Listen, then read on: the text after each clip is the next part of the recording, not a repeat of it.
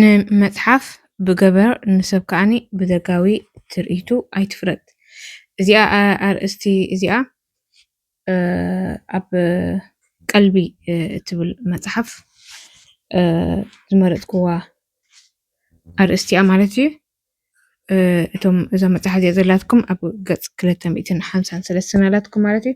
ስለዚ ኣነ እዚ ርእስቲ እዚ ንምንታይ መርፆ ኣለኹ እወ ሰባት ንመጽሓፍ ይኹን ንሰባት ብገበሮም ይፈርድዎም ልክዕ ሰባት በቲ ደጋዊ ዘለካ ክፈርዱኻ ይኽእሉ እዮም። ኣነ ሕጂ እንታይ ክብል ስለ ዝደለኹ እየ ኣብ ዝኾነ ስራሕካ ይኹን ኣብ ዝኾነ ዝገበርካዮ ፕላናት ነቶም ቀረባት ናትካ ሰባት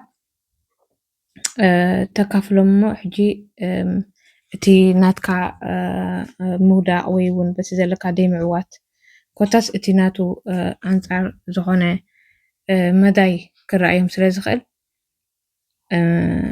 ከም ሓሳብ ተቐቢልካ እቲ ዝያዳ እምነትን ሓይልን ግን ኣብ ነብስኻ ክህልወካ ክኽእል ኣለዎ ማለት እዩ። ስለምንታይ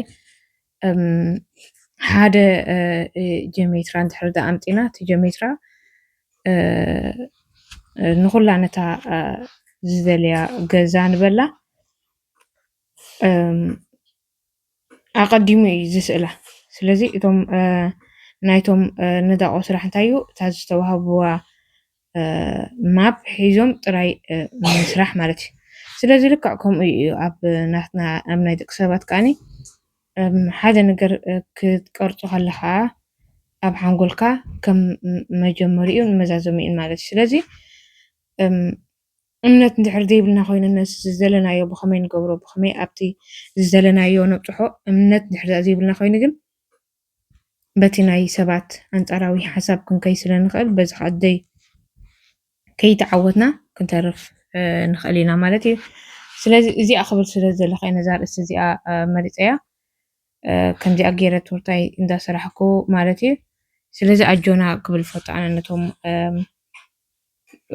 ላንጋ ላንጋ ንኸውን ሰባት ኣብቲ ንሕና ንደልዮ ስራሓት ዓይነት ዝኾነ ዓይነት ይኹን ስራሕ ዘውፃእናዮ መደባት ብርግፅ ናይ ሰባት ሓሳብ ንዓና ደጋፊ እዩ እንተኾነ ግን እተይ ንደልዮ ሓሳብ መን የካፍለልና ንመን ንሓትት ምፍላጥ ኣገዳሲ እዩ። ከምዚኣ እንዳበልኩ እዛ ናይ ሎሚ መደበይ ከምዚኣ ትመስል ነይራ። ኣብ ቀፃሊ ከዓ ብካልእ ሓሳባት ብካልእ ቪድዮ ክንራኸብ ኢና።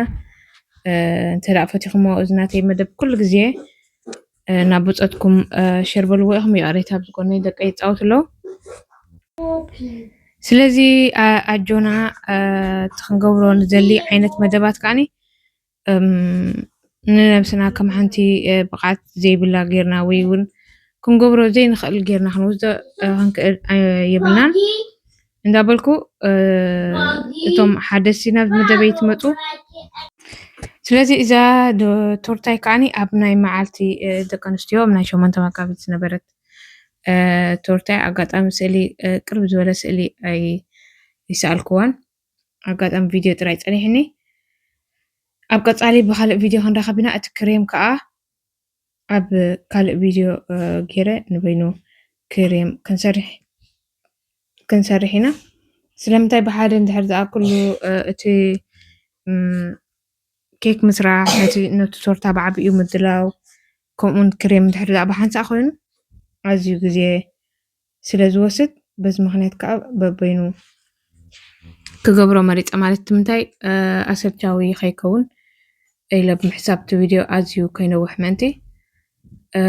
ስለዚ ብሩኻተይ ሃናፂ ርእቶኹም ኣብ ቦታ ኮመንት ክተቐምጥለይ ይላቦ ከምኡ እውን እቲ ብዛዕመይ ኣነ ክምልሶ ዝኽእል መልሲ ኣብዚ ናይ ቶርታ ዝምርኮስ ሕቶ እንድሕር ኣለክን ኮይኑ ኣብ ቦታ ኮመንት ፀሓፋለይኽን ዝኾነ ከዳልዎ ዝኽእል ወይ እውን ዝኾነ ዓይነት ሕቶ እንድሕር ኣለክን ኣብዚ ናይ ቶርታ ተመርኮሰ እቲ ኣነ ዝፈልጦ ብዘይስክፍታ ከካፍለክን እየ ኣብ ቦታ ኮመንት ሓሳባትክን ኣቐምጣ ይኽን።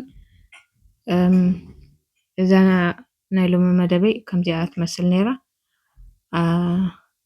እቶም ሳብስክራይብ ዘይገበርኩም ሳብስክራይብ ግበሩ كون شير لايك بمقبار نزلاتي مدب نخعبي اجامكم عبركتو يخم السابسكرايب لناتي سلازي آخر زلو حدرا سابسكرايب زي قبركم سابسكرايب قبرو كون شير لايك نبصتكم أنا أتريتهم كعبوتا كومنت اندابلكو نايلومي مدبي نزيئات مثل نيرا أتار استي تردياتكم كتكون تسفاي قبر